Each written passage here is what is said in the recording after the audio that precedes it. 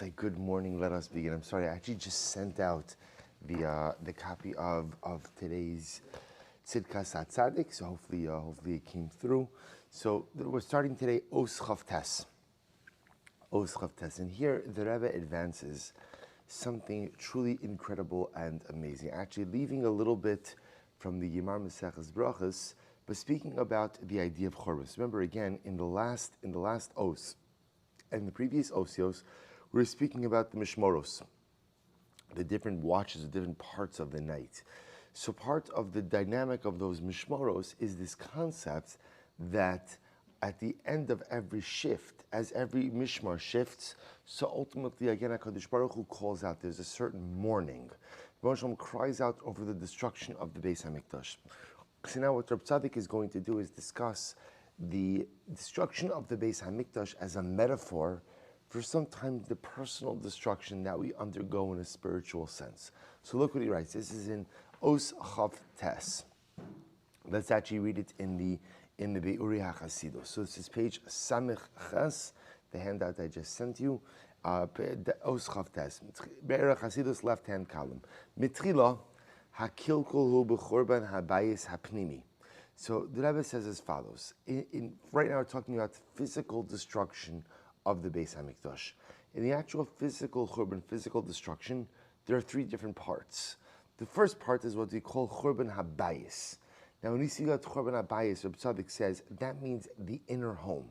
He says, Bayis mashma beis dira al derech mashal, v'chein klape mayla habayis hu kinui amishkano hapnimi shal HaKadosh Baruch Hu kiviyachol. Ubo shayach haloshen Churban, mechivan shesham dai haheres hakilkul, rak b'ma she'na'aseh charuva, sheperusha shekiviyachol na'aseh makom chariv, v'shamei me'in darim. So what says Reb Tzaddik, when it comes to destruction, so the first area that suffers destruction is the bias. The bias represents the inner sanctum. So just to give you the imagery of this, in the Beis HaMikdash, we actually saw this in the daf just a couple of days ago, and the Beis HaMikdash was true as well. When we speak about the Beis HaMikdash, we talk about an entire compound, right? So again, you can see the pictures as what the Beis HaMikdash used to look like on the Har HaBayis. Mir Hashem will look like it again, Bekarov Mir Hashem, and you can see again it's a very large area. But of course, what we call the actual Beis HaMikdash itself, the actual physical temple, was only one structure within that much larger temple compound. So it says Reb Tzaddik, when we speak about Churban HaBayis, that refers to the destruction of the actual, what we'll call physical mikdash, that structure which housed the menorah, the shulchan, the mizbeach hazav, the golden altar for incense offering, the aron. That's the bayis. And interestingly enough, when it comes to the bayis, Reb Tzaddik says again, this will all make sense when we get kind of into the deeper meaning of it. So he says the lashon of churban comes from the lashon of chareva. Chareva means to be alone, right? Where it literally means to be destroyed. But that destruction is manifest in a lack of physical presence, the human presence, divine presence. So that's the bias. He goes on. He says, "V'animshal ba'alom salyon musila kashin v'achar kach kishakilkul mispashet chas v'shalom magia l'sreifas ha'heichal hachitzon sheina kavol l'dira v'chorbanon shamakam v'chor." Listen to this. Well, after that, after the destruction of the bias, what's next? The destruction of the heichal. Right? Ultimately, again, so we'll say, what's the heichal? So the heichal, ultimately, again, are the surrounding areas. So, for example, in the case of the bias, there was often there was an antechamber into which you entered into the Beis HaMikdash. So there's the bias, there's the heichal. He goes on. Good. Ad shelo nishar sham. Skip down a little bit. V'achar kach kitotza mikach. Nigmara Galus Yisrael. And after that, there's exile. So as Tzaddik says, in the destruction of the Beis HaMikdash, there are like these three different parts. There's the destruction of the bias, the destruction of the Heichal, and the Galus Yisrael, this dispersion. Look what he writes. V'chein hu gam seder hakilkul ba'adam achote. We will say this path of destruction in the Beis HaMikdash, bias, Heichal, Galus, is the same thing that happens in the life of man when man sins, thereby destroying himself. He says, Shemitchila miskalkel b'leiv. I will say, first of all, it is incredibly fascinating that Hatzaddik understands the notion of sin as a form of self-destruction. Right? So at the end of the day, when we're young, so we often think that the worst part of sin is the concept is onesh, is punishment.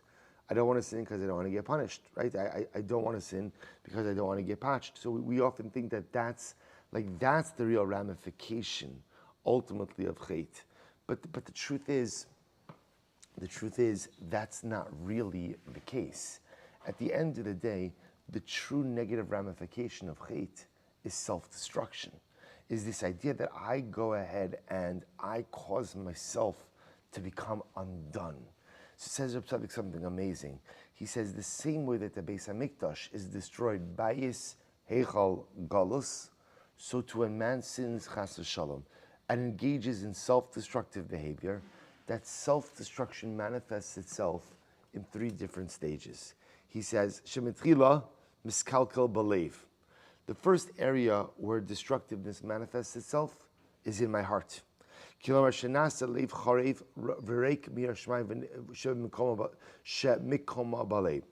say, when I go ahead and I sin chas v'shalom, so what occurs? So again, at the end of the day, the first thing that suffers is my heart. My heart, the heart is the equivalent to the bias, right? So what happens in my heart? My heart is made void of holiness, of yiras shamayim. In other words, the first ramification of sin is felt internally. I have created an internal void, an internal feeling of emptiness. After